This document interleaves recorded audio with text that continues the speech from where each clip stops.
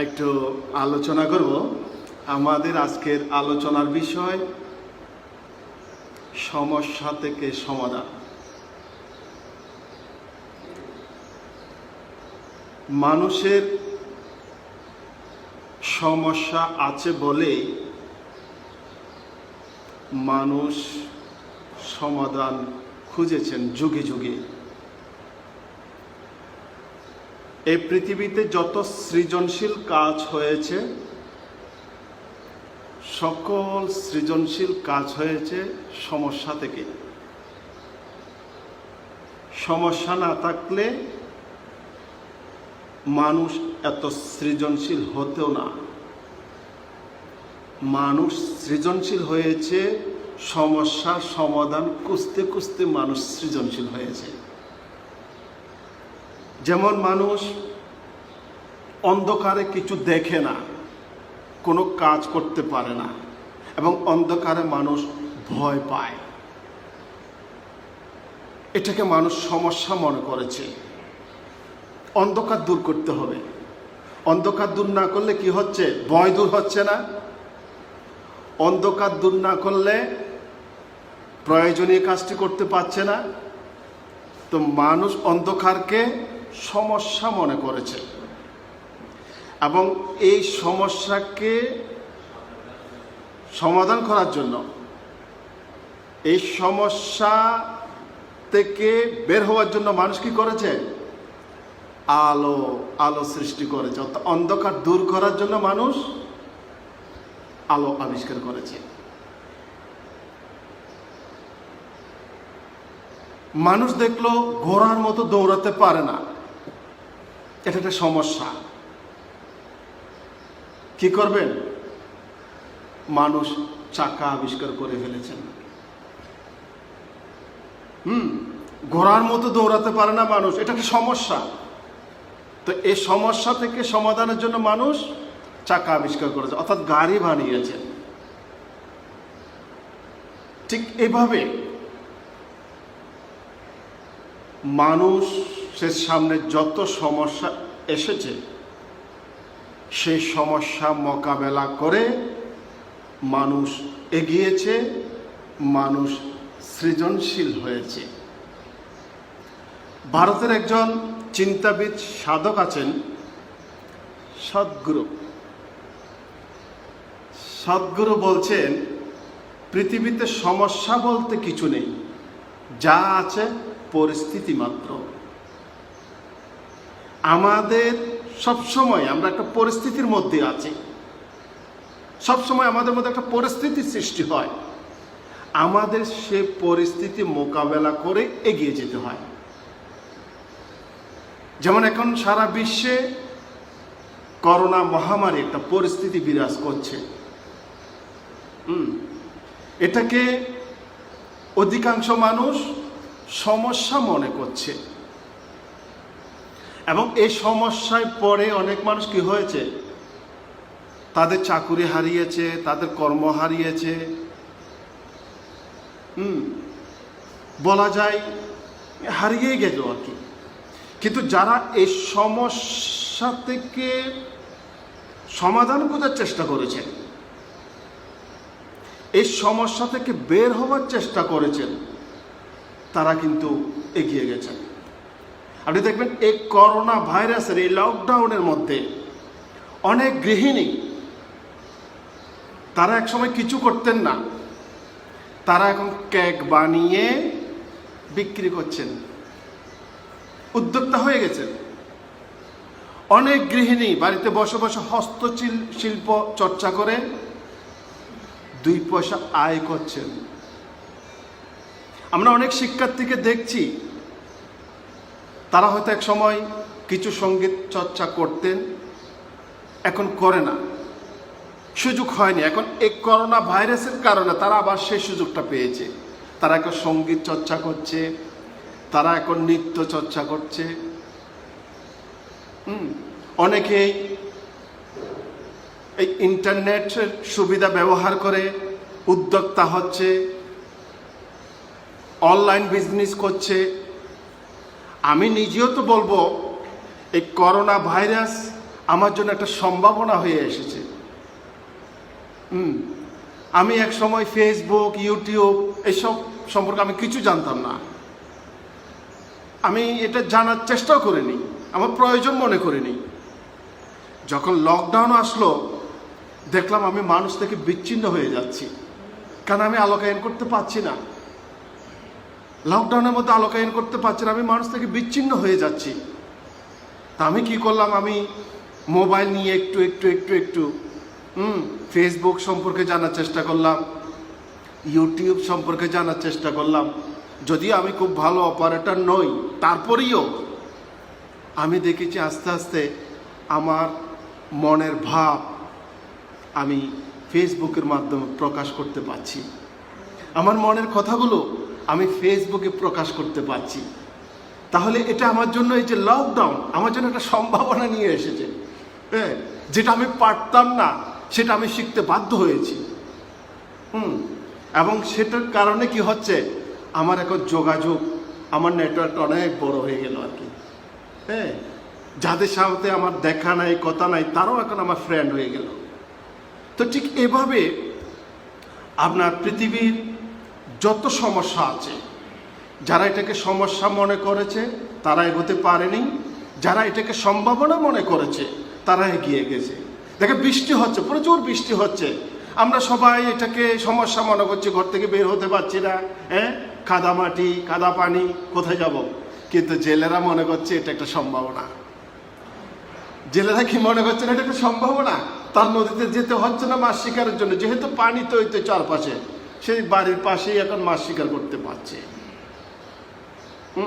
একটা ঘটনা পড়েছিলাম এরকম, এক গ্রামে প্রচুর চোর, চুরি হচ্ছে আর কি, প্রতি বাড়িতে বাড়িতে চুরি হচ্ছে। গ্রামের মানুষ অতিষ্ঠ হয়ে চোরের তাণ্ডবে অতিষ্ঠ হয়ে দলে দলে শহরমুখী হয়ে যাচ্ছে, গ্রাম ছেড়ে শহরের দিকে চলে যাচ্ছে।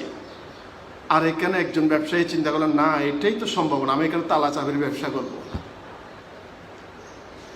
চুরি হচ্ছে, মানুষ পালাচ্ছে, সে বলছেন না এখানেই তো সম্ভাবনা, আমার এখানে তালা চাবির ব্যবসা করবো। তো কাজে আমরা যদি চাই, প্রত্যেকটি সম্ভাবনার মধ্যে, প্রত্যেকটি সমস্যার মধ্যে সম্ভাবনা আছে, আমাদের সম্ভাবনাগুলো খুঁজে বের করতে হবে। এক এক মানুষের সমস্যা এক এক রকম, তবে যার সমস্যা যত বড় তার সমাধানও কিন্তু তত বড়। যার সমস্যা যত বড় তার সম্ভাবনা কিন্তু তত বড়। একজন ভিক্ষুকের সমস্যা হচ্ছে সে একদিনের খাবার পাওয়া, তার আজকের খাবার নেই, তার সমস্যাটা হলো আজকের খাবার সংগ্রহ করা। সে চেষ্টা করলে সেটাই করতে পারবে, 2-4 বাড়ি ঘুরে সে একদিনের খাবার খুঁজে বের করবে।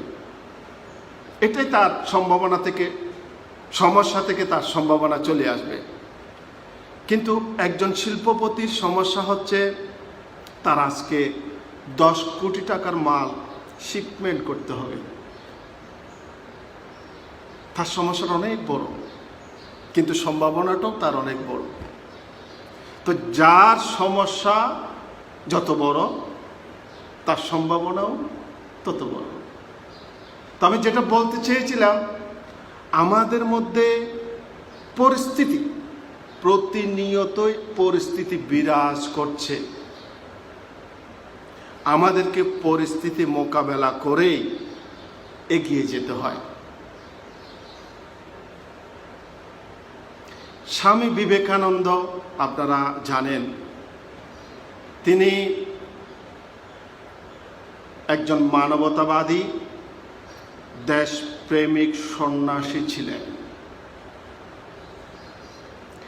তিনি বিশেষ করে যুব সম্প্রদায়ে যুবকদের উদ্বুদ্ধ করতেন, তাদেরকে বলতেন তোমাদের সমস্যার সমাধান করতে হবে প্রার্থনা করে নয়, কর্ম করে। তোমাদের সমস্যার সমাধান করতে হবে প্রার্থনা করে নয়, কর্ম করে। তিনি যুবকদের বলতেন তোমরা ধর্মগ্রন্থ পাঠ করার আগে ফুটবল খেলো।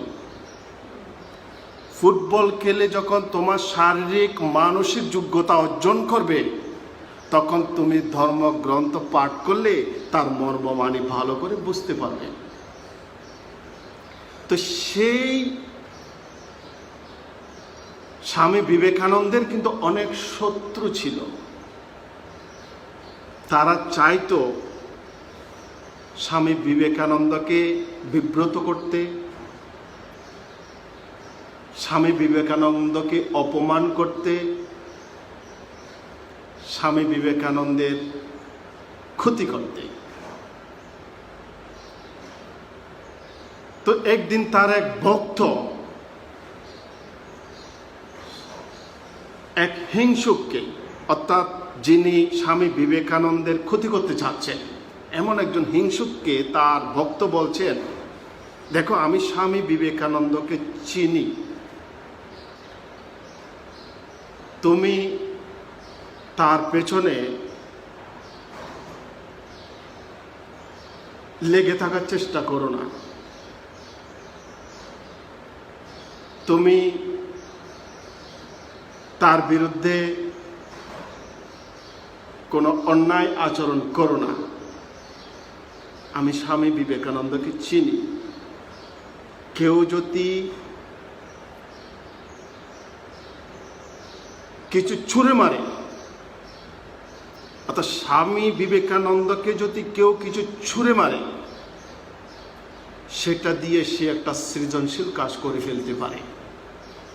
কাজে তুমি এমন কিছু করবে না যেটা পরে তোমাকে পস্তাতে হবে। তো এটা বলার পরে হিংসুক মনে মনে ভাবছে, আচ্ছা আমি দেখব স্বামী বিবেকানন্দ কত পণ্ডিত, আমি একদিন দেখব। তো সে কি করলো, একদিন দুটা সুটকেস নিয়ে স্বামী বিবেকানন্দের কাছে গেলেন, গিয়ে বললেন, সন্ন্যাসী, আমি শুনেছি আপনি অনেক জ্ঞানী, অনেক পণ্ডিত, অনেক কিছু জানেন, কিন্তু আমি একটা সমস্যার মধ্যে আছি, আমি আসলে সিদ্ধান্ত নিতে পারছি না আমি কি করব। আপনি কি আমাকে একটু সমাধান দিবেন? তো স্বামী বিবেকানন্দ বলছেন, কি বলেন, সমস্যাটা কি? বলেন, দেখেন আমার কাছে যে দুটো সুটকেস আছে, একটার মধ্যে অনেক সম্পদ আছে, অর্থ আছে, আরেকটার মধ্যে অনেক জ্ঞান আছে। আমি আসলে ঠিক বুঝতে পারছি না কোনটা আমাকে বেশি, আমার জীবনে কোনটা বেশি প্রভাব পড়বে, কোনটা নিলে আমি উপকৃত হব, ঠিক আমি বুঝতে পারছি না। স্বামী বিবেকানন্দ বুঝতে পেরেছেন লোকটা আসলে তাকে অপমান করতে এসেছেন, তিনি কিছু বলছেন না। তো হিংসুক লোকটা আবার বলছেন, আচ্ছা এরকম একটা পরিস্থিতি হলে স্বামীজি আপনি কি করতেন? বলতেন, আমি তো সম্পদটাই নিতাম, টাকাটাই নিতাম। হিংসুক লোকটা এসে বলে, ও আপনি বুঝি এই হচ্ছেন আপনি জ্ঞানী, আপনার জায়গায় আমি হলে তো আমি জ্ঞানের বাক্সটাই নিতাম। তো স্বামীজি বলছেন, হ্যাঁ আপনার জ্ঞানের অভাব, এই জন্য আপনি জ্ঞানটাই নিবেন। আপনার জ্ঞানের অভাব, এই জন্য আপনি জ্ঞান নিবেন। তখন হিংসুক লোকটা রেগে মেগে একেবারে আমি ভাবছিলাম আপনি ত্যাগী, আপনি তো ভোগী মানুষ, আপনার অর্থলোভ আছে, আপনার সম্পদের লোভ আছে, আপনি অহংকারী। এই সে একেবারে রেগে মেগে চলে যাচ্ছে।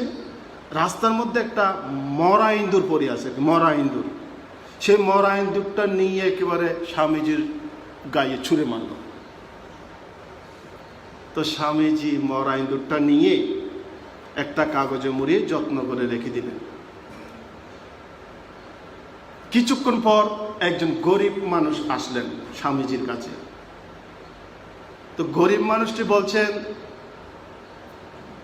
স্বামীজি, আমি খুব কষ্টের মধ্যে আছি, আমার কোনো কর্ম নেই, কোনো কাজ নেই,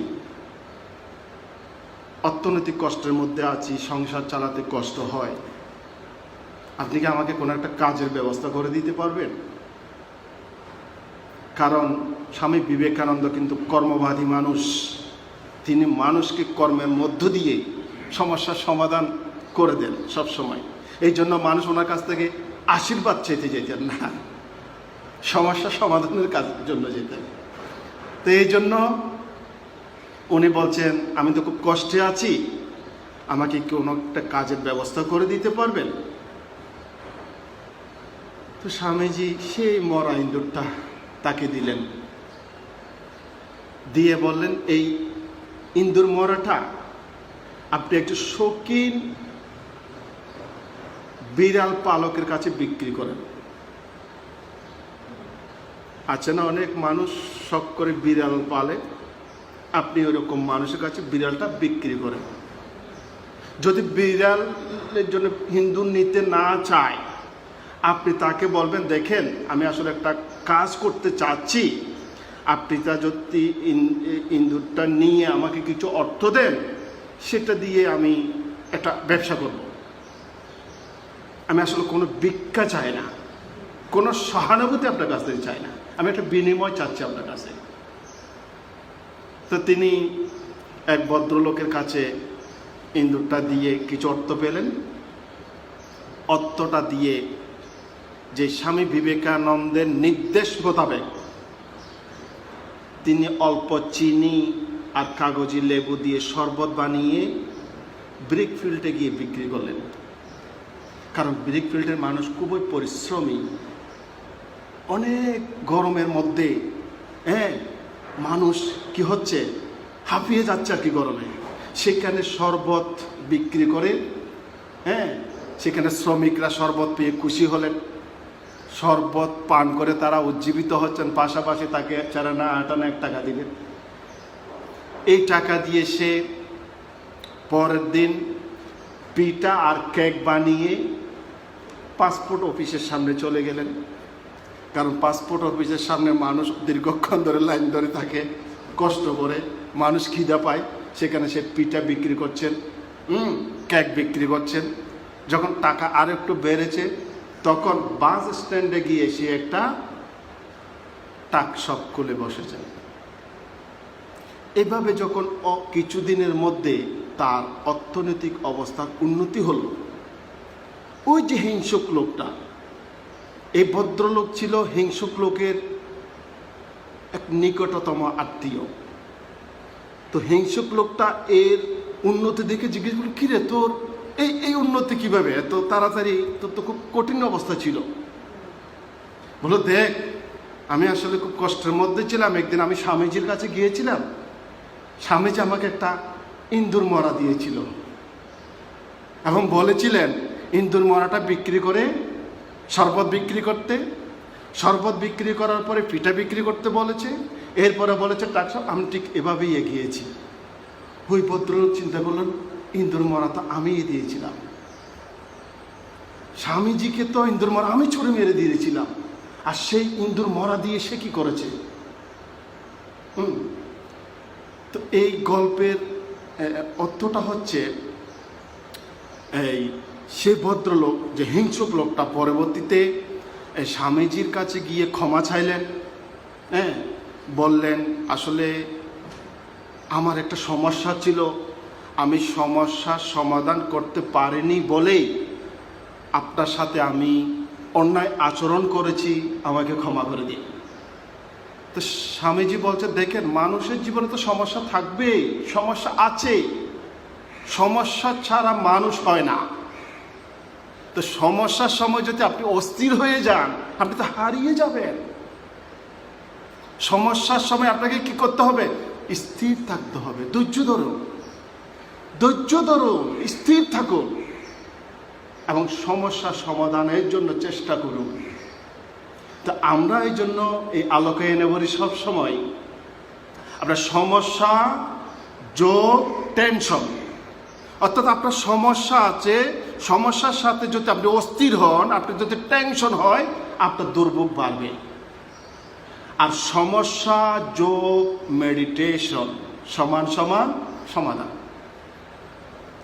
আপনার সমস্যা যোগ টেনশন সমান সমান দুর্ভোগ, আর সমস্যা যোগ মেডিটেশন সমান সমান সমাধান। তো আমাদের যত বড়ই সমস্যা হোক, আমরা অস্থির হব না, আমরা বেশি বেশি মেডিটেশন করব, নিজেকে স্থির করব, সমস্যার সমাধান করে আমরা নিজেরাই নিজেদের কাজ করে জেগে উঠব। এতক্ষণ আপনারা আলোচনাটা শুনেছেন, এই জন্য ধন্যবাদ জানাচ্ছি।